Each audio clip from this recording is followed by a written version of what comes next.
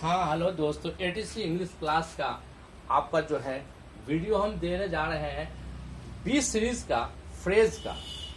और गुज़श्ता दिनों में हम आपको दिए हैं बी सीरीज और ए सीरीज का, लेकिन अभी फिलहाल 2-3 रोज हम आपको बी सीरीज का देंगे और 4-4 ही का देंगे, 4-4 का ही देंगे, जो कि आप उसी वक्त याद भी कर सकते हैं और आपके लिए बहुत ज़्यादा अच्छा भी रहेगा।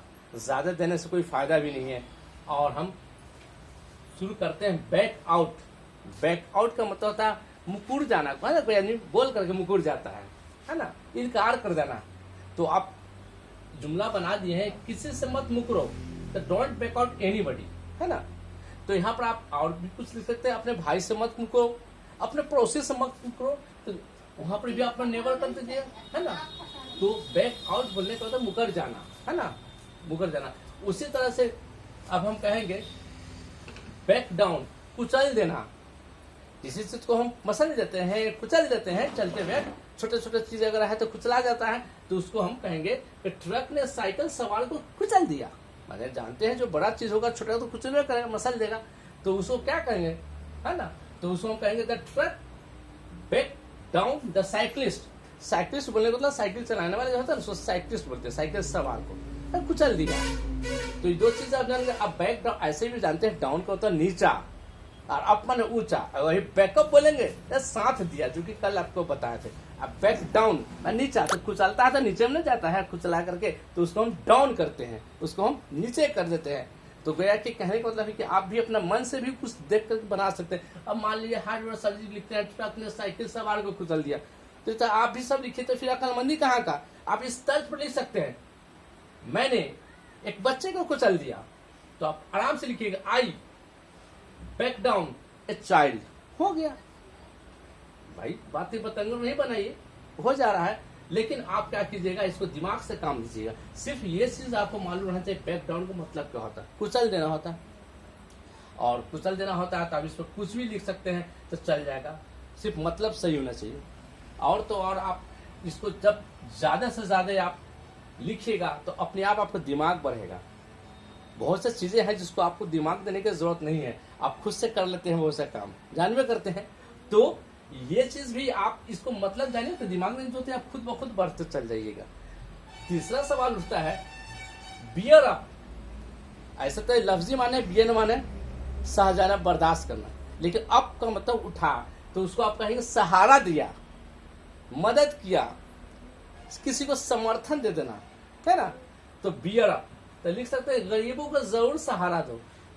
भाई जो गरीब हो उसको जरूर सहारा दीजिए। तो आप क्या करेंगे, मस्ट बियर अप लिख करके द पुअर कर देंगे।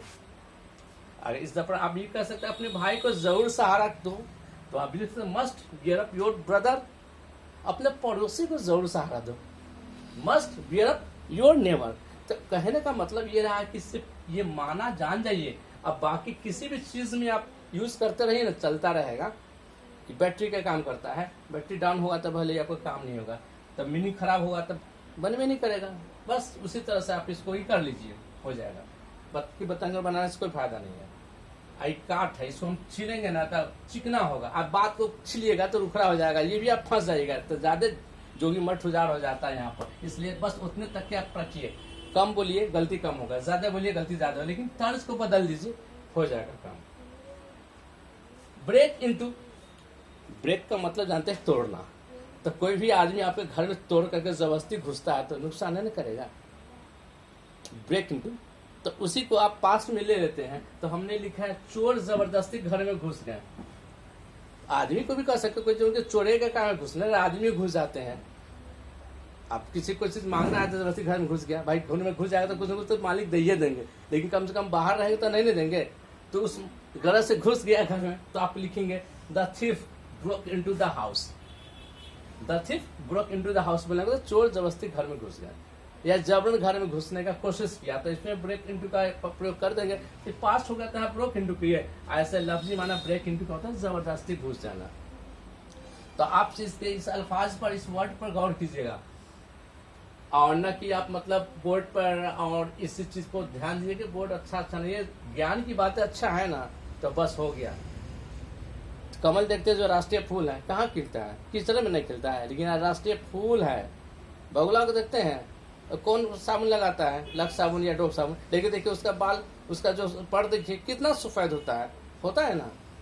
तो उसी तरह से जब हम लिखते हैं तो उसको मत देखिए, आप इसको ग्रहण कीजिए वर्ड को, जो आपको 4 चांद लगा देगा आपके इल्म में। आप भी एक दिन बड़े हो जाइएगा, हार्डवेयर सर की तरह आप भी कुछ कहलाइएगा, कोई सर कहला सकते हैं। बस मेरा तो नाम ही इतना है कि लोग जानते नहीं है। खैर हार्डवेयर के नाम से है, ऐसे तो हम नाम दे ही देते हैं, खैर उसके लिए कोई दिक्कत नहीं। तो आप अगर नहीं आए होंगे, सब्सक्राइब किए तो सब्सक्राइब कर लीजिए। और जहाँ तक के सवाल उठता है, सब्सक्राइब जो होगा तो ऑटोमेटिकली आपको वीडियो प्रतिदिन मिलेगा, अब मिलेगा, उसके बाद आप आराम से बढ़ाते चल जाइए वीडियो। ठीक है, आज का वीडियो इतना ही रहा। उम्मीद है फिर आपको हम वीडियो देंगे, और अब हम ख़त्म करना चाहते हैं इस बातों को, आप इंतज़ार करेंगे। Thank you very much.